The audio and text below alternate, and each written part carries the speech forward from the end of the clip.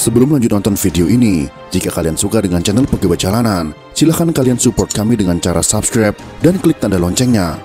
Silahkan gunakan headset Anda untuk mendapatkan kualitas suara yang jernih. Selamat menonton.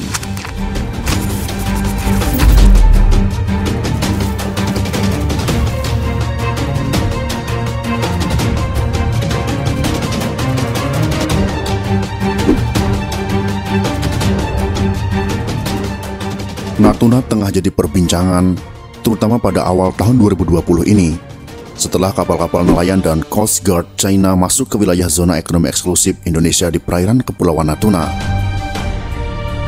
Pemerintah Beijing mengklaim kalau kapal nelayan dan Coast Guard tak melanggar kedaulatan Indonesia. Dasar yang dipakai negeri tirai bambu mengklaim perairan Natuna adalah 9 garis putus-putus atau 9 dash line. Secara geografis, Natuna berada di garis terdepan yang langsung berhadap-hadapan dengan beberapa negara tetangga, bahkan lokasinya menjorok ke tengah Laut Cina Selatan yang membuat rentan disengketakan. Letaknya diapit oleh wilayah Malaysia, yaitu Semenanjung Malaya di barat dan Sarawak di Pulau Borneo. Kalau dilihat dari posisinya, terlihat lebih dekat dengan Malaysia secara geografis. Akan tetapi, kenapa Natuna dimasukkan ke dalam teritori Indonesia?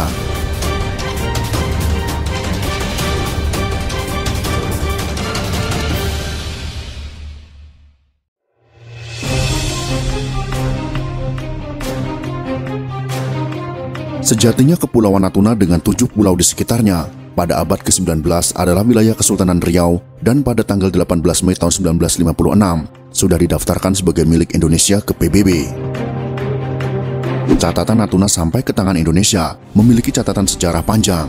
Natuna yang terdiri dari beberapa pulau ini sempat jadi perebutan sengit antara dua kekuatan besar saat itu, yaitu Belanda dan Inggris, di tahun-tahun awal kedatangan bangsa Eropa ke Nusantara. Belanda memilih mendirikan pusat pertahanan dan pelabuhan di Malaka, setelah sebelumnya menyingkirkan Portugis dari wilayah tersebut. Sementara Inggris lebih memilih Bengkulu di pantai timur Sumatera sebagai basisnya. Inggris juga membangun kantor dagang di Tanjung Pinang untuk mengontrol perdagangan di kawasan Selat Malaka. Konflik yang tak berkesudahan dan menimbulkan banyak kerugian di antara Inggris dan Belanda mendorong keduanya melakukan perjanjian Anglo-Dutch Treaty pada tahun 1824 untuk membagi batas wilayah kekuasaan koloninya masing-masing. Dalam perjanjian tertulis tersebut, batas-batas laut di Selat Malaka dan Laut Cina Selatan yang sebelumnya kabur ditetapkan secara tegas di antara kedua negara. Inggris mendapatkan wilayah di utara dan timur Selat Malaka yang meliputi Semenanjung Malaya dan Singapura, sementara bagian selatan dan barat selat jatuh ke tangan Belanda. Kawasan yang dimiliki Belanda antara lain Pulau Sumatera, Pulau Lingga dan Riau. Sebagai gantinya, Inggris juga hengkang dari Bengkulu. Saat perjanjian itu dilakukan, bagian utara Pulau Borneo masih dikuasai oleh Kesultanan Brunei. Saat kerajaan tersebut mengalami kemunduran, Inggris mengambil alih wilayah tersebut. Alasan ini yang kemudian hari membuat Natuna yang jatuh ke tangan Indonesia diapit dua wilayah utama negeri jiran. Kemudian hari setelah kemerdekaan Malaysia dari Inggris, wilayah tersebut terbagi menjadi dua, yakni Sabah dan Sarawak. Sementara di sisi selatan Kalimantan masuk Indonesia setelah merdeka, sebagai konsekuensi warisan sebuah wilayah Hindia Belanda, termasuk Kepulauan Natuna. Selama Perang Dunia Kedua, meski periodenya singkat, semua wilayah di Malaya dan Laut Cina Selatan dikuasai oleh militer Jepang. Sengketa dengan Cina dalam kasus perselisihan di kawasan Laut Cina Selatan, Indonesia tak sendirian. Beijing bersengketa dengan 6 negara sekaligus di Asia Tenggara yang perbatasan lautnya saling tumpang tindih. Di luar negara ASEAN, Cina juga berseteru dengan Taiwan soal klaim di wilayah laut yang membentang seluas 3 juta kilometer persegi itu. Dasar yang digunakan Cina mengklaim sebagai pemilik Laut Cina Selatan adalah 9 dash line. Wilayah perairan Cina membentang luas sampai ke Provinsi Kepulauan Riau, yang jaraknya ribuan kilometer jauhnya dari daratan utama Tiongkok.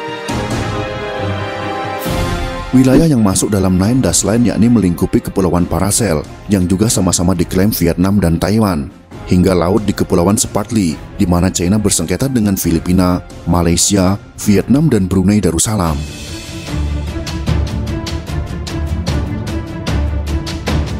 Panjangnya Nine Dash Line China atas klaim hampir seluruh Laut Cina Selatan membuat negara itu bersengketa secara tumpang tindih dengan wilayah ZEE negara-negara tetangga Indonesia.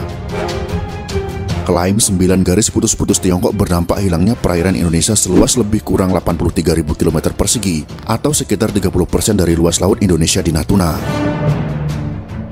Luas laut negara-negara lain seperti Filipina dan Malaysia berkurang sekitar 80%, Vietnam berkurang sekitar 50%, dan Brunei berkurang sekitar 90%. Selain menggunakan dasar Nine Dash Line, China juga mengklaim perairan Natuna sebagai wilayah penangkapan ikan tradisional nelayan Cina. Cina dengan batas resminya yakin Haijiang Xiannei atau batas garis laut teritorial tidak mengikuti zona ZEE yang disepakati oleh PBB lewat UNCLOS. Nine Dash Line yang tergambar dalam Haijiang Xiannei dibuat sejak pemerintahan Kuomintang atau nasionalis Cina pimpinan Chiang Kai-shek.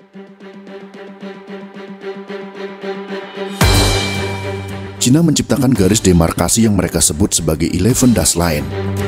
Berdasarkan klaim ini, Cina menguasai mayoritas Laut Cina Selatan termasuk Kepulauan Pratas, kemudian wilayah Macclesfield Bank, serta Kepulauan Spratly dan Paracel yang didapat China dari Jepang usai Perang Dunia Kedua. Klaim ini tetap dipertahankan saat Partai Komunis menjadi penguasa Cina pada tahun 1949.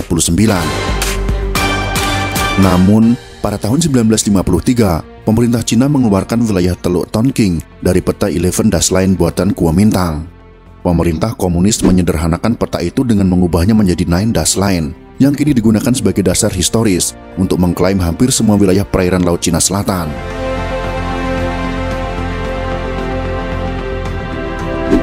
Itulah informasi yang menjelaskan tentang mengapa Natuna malah gabung ke Indonesia, bukan kepada negara jiran kita yaitu Malaysia, dan sedikit keributan dan ketegangan di wilayah Laut Cina Selatan akibat klaim sepihak China.